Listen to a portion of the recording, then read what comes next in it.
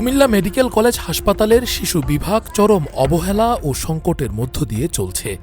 মাত্র ৪০টি বেডে প্রতিদিন কয়েকশো শিশু রোগী চিকিৎসা নিতে আসছে। আমাদের এখানে শিশু নেফ্রোলজি বিভাগে ৮টি বেড আছে এবং আমাদের বর্তমানে রোগী ভর্তি আছে ১৩ জন এবং বরাবরই এরকম বেডের তুলনায় রোগীর সংখ্যা বেশি থাকে। বিছানা একটু বাড়াতে পারলে আমাদের সুবিধা হতো রোগীদের জন্য। যে এখন আমাদের অনেকগুলো রোগী নিচে অবস্থান করছে, ছোট ছোট বাচ্চা আর কিডনি রোগীরা নিচে অবস্থান করলে আসলে ওদের একটু ক্ষতি হয়।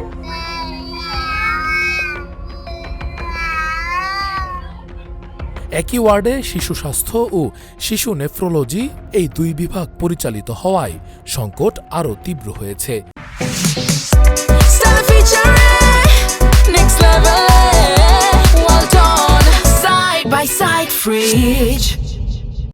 বেড স্বল্পতার কারণে ফ্লোর, বারান্দা এমনকি ওয়ার্ডের বাইরেও চিকিৎসা নিতে বাধ্য হচ্ছেন চিকিৎসকরা। আমরা যখন যাই রোগীদের কাছে ফলো আপ রাউন্ডে, তখন তাদের প্রশ্ন হলো, স্যার আমাদের তো কষ্ট হচ্ছে কেন? বলে যে স্যার জায়গা থাকার জায়গা নেই। কিন্তু ঔষধ এবং সেবা প্রাপ্তির ব্যাপারে তাদের কোনো অভিযোগ নেই। আমরা প্রত্যেক রোগীর কাছে যাই, তার রোগীটা শনাক্ত করে তার পরীক্ষা করে তার রোগটা শেষ অনুযায়ী চিকিৎসা দিই। আমাদের পর্যাপ্ত জনবল আছে, প্রশিক্ষিত জনবল আছে, আমাদের ট্রেনিং আছে।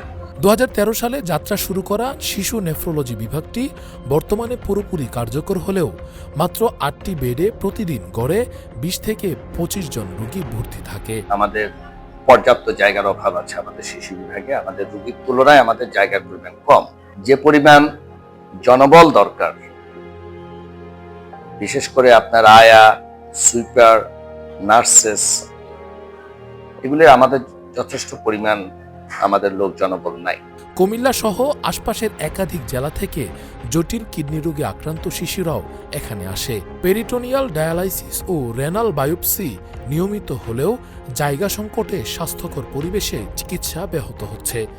আমার বাচ্চা কিডনি সমস্যা, এখানে আজকে ৯ বছর ধরে ট্রিটমেন্ট নিতেছি, ভালো ট্রিটমেন্ট দিতেছে, কিন্তু অনেক সময় দেখা যাচ্ছে রোগী বেশি হয়ে যায়, বাচ্চা নিয়ে আসা নিচে থাকতে হয়। মানে ওয়ার্ড বাচ্চা কিডনি রোগীর বেড হচ্ছে ৮টা, অনেক সময় রোগী হয়ে যায় অনেকগুলো, আমরা নিচে থাকতে হয়, বাচ্চাটির অবস্থা খারাপ থাকে, এই অবস্থায়ও নিচে থাকতে হয়। বিভাগটি সংকুচিত বা বন্ধের অপচেষ্টা নিয়েও উদ্বেগ প্রকাশ করেছেন চিকিৎসকরা। রোগীদের অভিযোগ, চিকিৎসার মান ভালো হলেও পরিবেশ অত্যন্ত শোচনীয়। পরিচ্ছন্নতা কর্মীর অভাবে টয়লেট ও বাথরুম ব্যবহারের অনুপযোগী। গরিব রোগীরা বাধ্য হয়েই এই অবস্থায় চিকিৎসা নিচ্ছেন। চিকিৎসকরা জানান, শিশু বিভাগের জন্য আলাদা ওয়ার্ড, শিশু নেফ্রোলজির জন্য স্বতন্ত্র বিভাগ ও একটি এনআইসিইউ স্থাপন এখন সময়ের দাবি। বাংলাদেশ সরকার কর্তৃপক্ষের প্রতি আমার আকুল আবেদন, কুমিল্লা মেডিকেল কলেজ, যে মেডিকেল কলেজটা ব্রাহ্মণবাড়িয়া, কুমিল্লা, এদিক দিয়ে আপনার ফেনী, নোয়াখালী, চাঁদপুর পুরা অঞ্চলকে রিপ্রেজেন্ট করে সেখানে একটা নবজাতকের জন্য একটা আইসিইউ স্থাপন করা, এটা আমি অনুরোধ করব। কেননা আমাদের এখানে নবজাতকের 2 জন অ্যাসোসিয়েট প্রফেসর আছে, 2 জন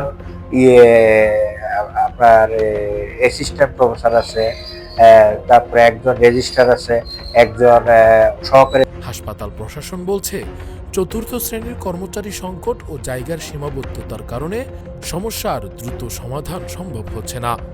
হাসপাতাল ৫০০ থেকে ১০০০ বেড উন্নীত না হলে এই সংকট কাটবে না।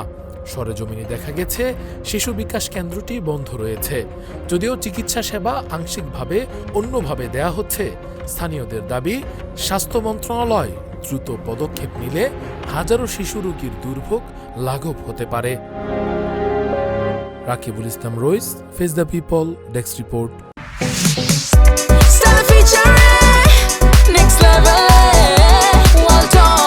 Side by side fridge.